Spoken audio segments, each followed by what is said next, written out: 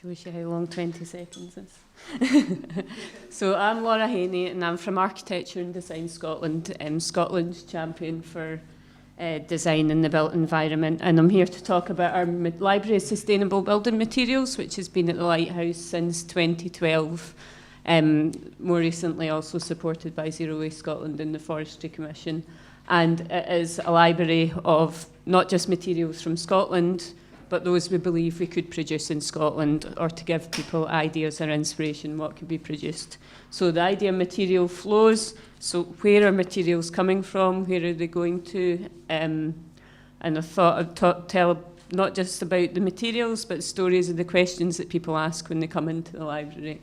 So we are a static resource. Unlike the Tool Library, we're not a lending library, although occasionally people borrow things.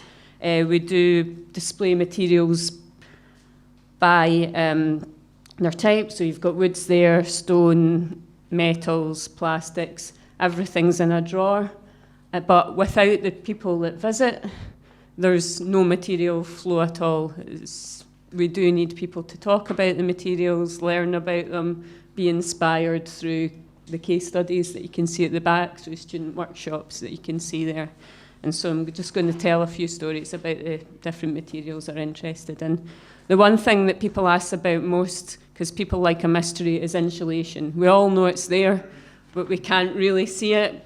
We're not entirely sure what it's doing or what it's made from. This is Culty Hut 1, which is an old prisoner of war camp in Perthshire, which has been a story of insulation, different types of which are here. So we've got wood fibre, sheep's wool, recycled cotton, see if you can guess which is which. We've got recycled plastic, and we've got hemp bats, and every single one of those are showcased in that project before, which is also has been insulated from straw to spray foam, and now these natural forms of insulation again. Now, this is not just any insulation. This is recycled cashmere insulation, and it was a research project. It's not available in the market, but it was looking at what could be done with the offcuts of the Scottish wool and cashmere industry. Another popular material in the library is one that we have for our splashbacks behind the computers, and it's a recycled plastic, because people can see a story within the material, that it has been something before. It could be something else. And I was going to, before I knew we were here, Trailer Still Life, and they're working in Glasgow in the same area. And this is plastic from Smile Plastics, which people are always really interested about, holding up at the light, seeing the tactility and imagining where the materials have come from. And recently the circular economy has become more and more important, a bigger story that people are asking about. Another circular economy material with a tale to tell is this Enviroglass from Shetland. It was costing money to ship glass off the islands for recycling. So we're looking at creating a commodity by making, I think it's make an excellent bar, it makes flooring, and people paying to get it off the island. It's not just the story of the materials themselves, it's how they fit together. So this is one of our built examples to show the insulation, the board, the structural supports, and this really helps students understand how a building goes together. And that's the building that it comes from, Parramatta, by Macker Architects. And so we feature not just the materials themselves, but case studies of where they've been used only in Scotland as well. And this is the material students ask about the most. It's cross-laminated timber, so it's like a massive plyboard with dimensional stability, because it's vertical, horizontal, and vertical elements. It doesn't move as much, and it's used as a structural element within a building, and the internal skin, which is quite uncommon. So that gets rid of, or can get rid of, the need for plasterboard, which can be a huge issue in waste in building sites.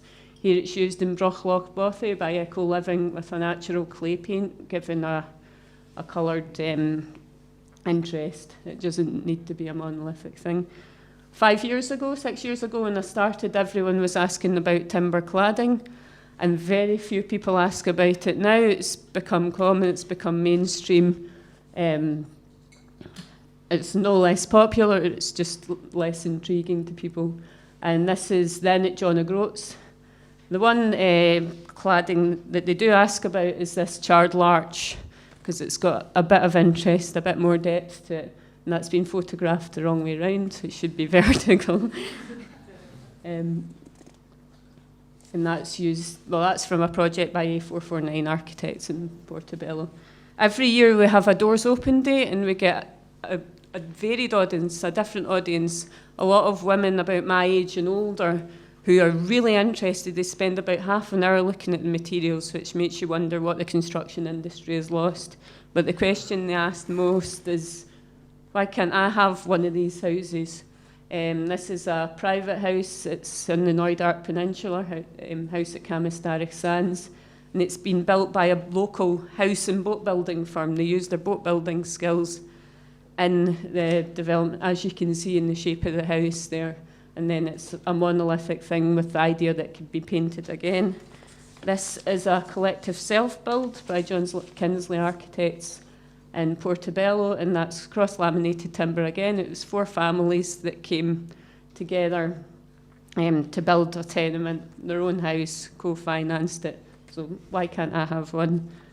And why can't I have one? This is social housing, again, in the Shetland Islands. Natural materials available to all. Why can't we all have one?